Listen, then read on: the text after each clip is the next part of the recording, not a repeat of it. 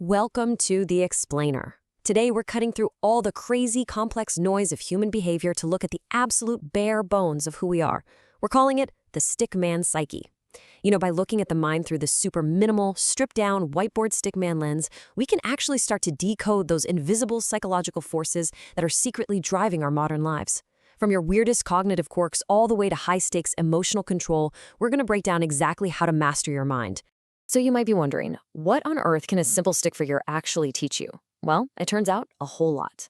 Look, right now, most of us are just walking around with this default, unregulated, highly impulsive brain, right? We just react to everything. But there is a massive, life-altering difference between that default state and a highly trained mastermind. So today, we're going to explore how to build that mastermind, step by step, across 4 distinct pillars. All right, let's jump right into pillar 1, unlocking your cognitive quirks. Did you know that psychological studies have revealed something called metacognitive intelligence?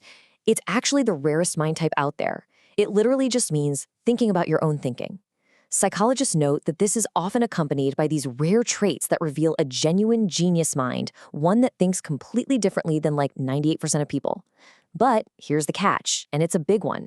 That raw processing power is directly linked to unexpected anxiety. Your brain is essentially running so many background processes at once that it literally makes you anxious. It's wild. And that brilliantly illustrates our next point. Be honest, do you feel lazy all the time?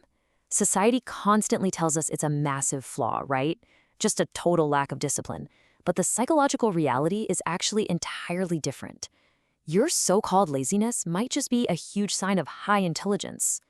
The real reason you aren't being productive often has absolutely nothing to do with discipline. It's just your brain optimizing for complex problem solving.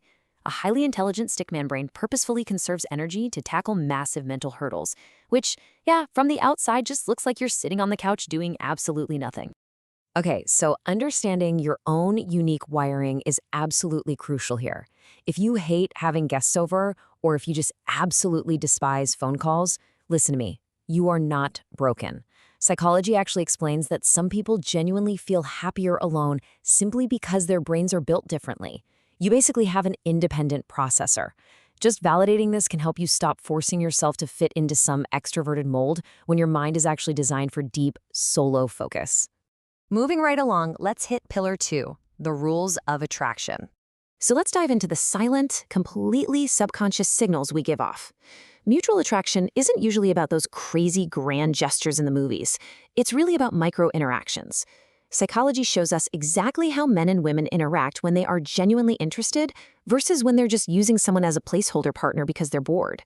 There are specific, magnetic habits that highly attractive people use and silent cues that prove someone is actually, truly emotionally invested in you. But beware here, because you absolutely need to know the difference between someone who is actually meant for you and this creeping psychological trap known as limerence. Limerence is this completely involuntary state of intense romantic obsession that we constantly mistake for genuine love. You aren't deeply connected, your unregulated brain is just obsessed. Knowing the signs of limerence is critical so you don't end up wasting years of your life on an illusion. And that perfectly brings us to the cheating paradox. Have you ever wondered why incredibly nice, super smart, or highly attractive people get cheated on so often? Well, counterintuitively, it usually comes down to deep, hidden psychological insecurities in their partners.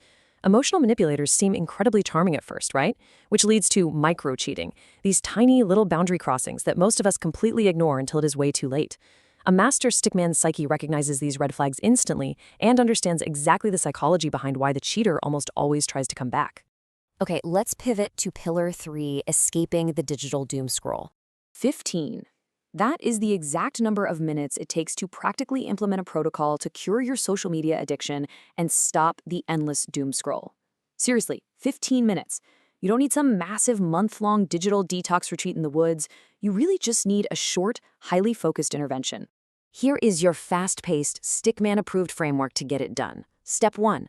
Recognize you're currently in a state of algorithmic hypnosis. They designed it that way. Step 2. Physically interrupt the pattern. Just put the device in another room. Literally walk away from it. And step 3. Redirect that newly freed up mental bandwidth immediately into something else. By following this simple 3-step intervention, you can completely snap out of the trance in exactly 15 minutes. Now, 11. 11 is the ultra-short time frame in minutes that you need to transition from total chaotic anxiety to actually getting your life completely organized. See, the hard truth about productivity is that setting massive goals might actually be ruining your life. No, seriously, when you set these huge, insurmountable goals, your intelligent, highly analytical brain gets completely overwhelmed. It gets stuck in what we call the intelligence trap, and ultimately it just chooses to do absolutely nothing.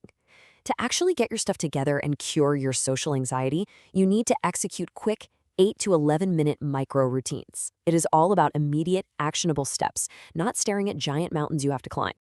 All right, let's bring it all home with Pillar 4, high-stakes emotional control. 95%. That is the truly staggering percentage of day traders who fail. They lose literally everything because they become what the top tier ruthlessly calls food for the market. This perfectly establishes the massive, life-altering financial stakes of walking into any high-pressure situation with unregulated emotions. There's a saying, trading isn't a road, it's an ocean. And guess what? The market does not care about your discipline, it doesn't care about your goals or your feelings. When your own money is on the line, your brain instantly triggers the survival override protocol. You start cutting your winners early and holding on to your losers because, fundamentally, you are terrified.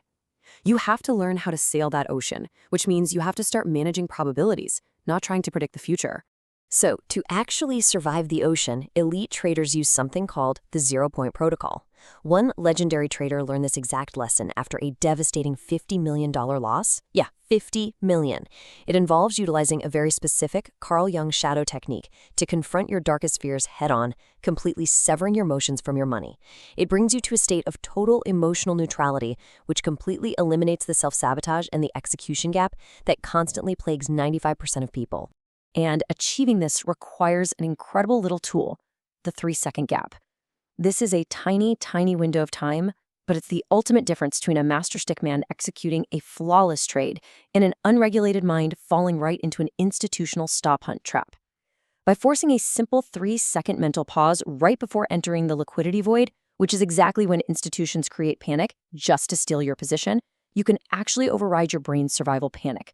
These core principles, taken directly from the poker blueprint, are what separate the top 1% of hedge fund traders from retail traders who are just constantly blowing up their accounts.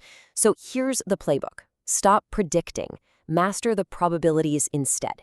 Guard your mental bandwidth against decision fatigue, like your life depends on it, so you don't make exhausted, stupid mistakes. And finally, master the dark psychology of the metagame. Which really brings us to our ultimate question for today. Are you going to remain an unregulated mind, just constantly reacting to the world around you, getting caught in limerence, doom-scrolling your life away, and acting as easy food for the market? Or are you going to use these 4 pillars, understanding your cognitive quirks, mastering relationship dynamics, executing micro-routines, and enforcing that zero-point protocol to build your master stickman psyche today? Look, the choice is entirely yours. Thanks so much for joining me on this explainer, and I'll catch you in the next one.